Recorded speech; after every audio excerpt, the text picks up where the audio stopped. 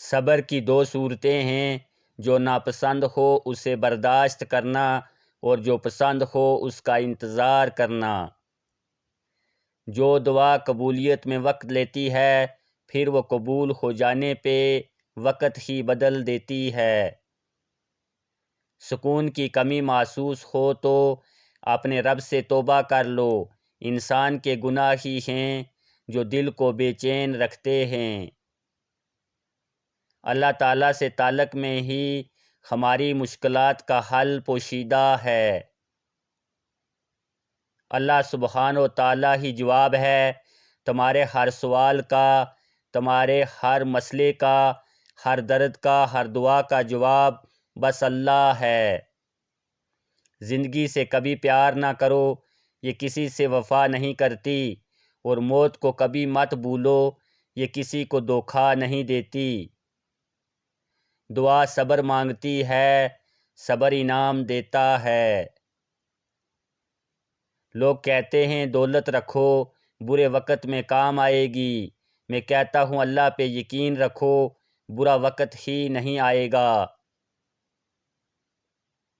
جب تھک جاؤ تو اللہ کے سامنے جھک جایا کرو، کیونکہ لوگ تھوڑی سی غلطی پہ چھوڑ جاتے ہیں، لیکن اللہ تعالیٰ تھوڑی سی عبادت میں بھی تھام لیتا ہے۔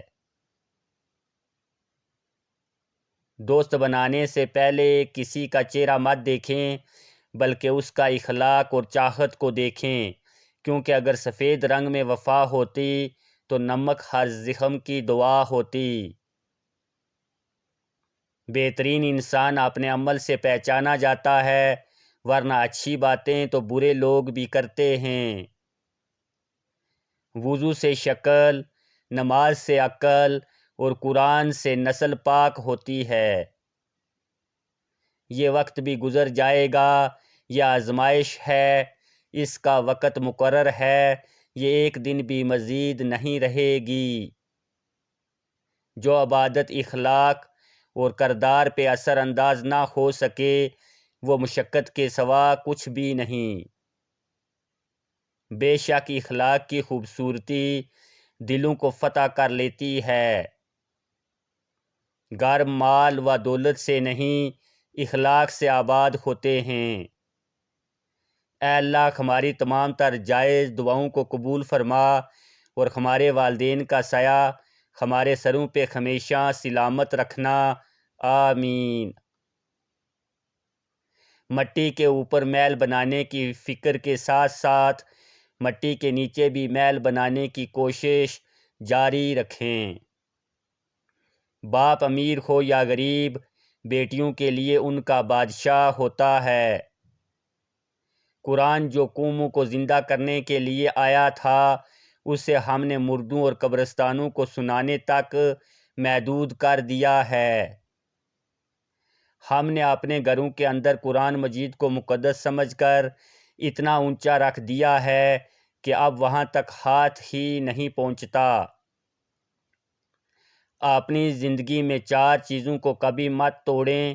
نمبر 1 بھروسہ، نمبر 2 وعدہ، نمبر 3 تعلق، نمبر 4 دل، کیونکہ جب یہ ٹوٹتے ہیں تو کچھ آواز نہیں کرتے، لیکن درد بے پناہ ہوتا ہے۔ 5 چیزیں کبھی بیان نہ کرو۔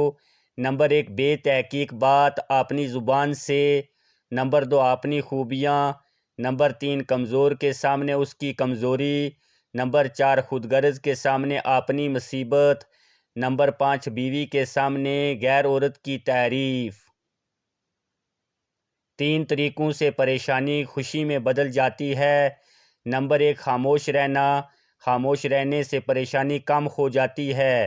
نمبر 2 صبر کرنا، صبر کرنے سے پریشانی ختم ہو جاتی ہے۔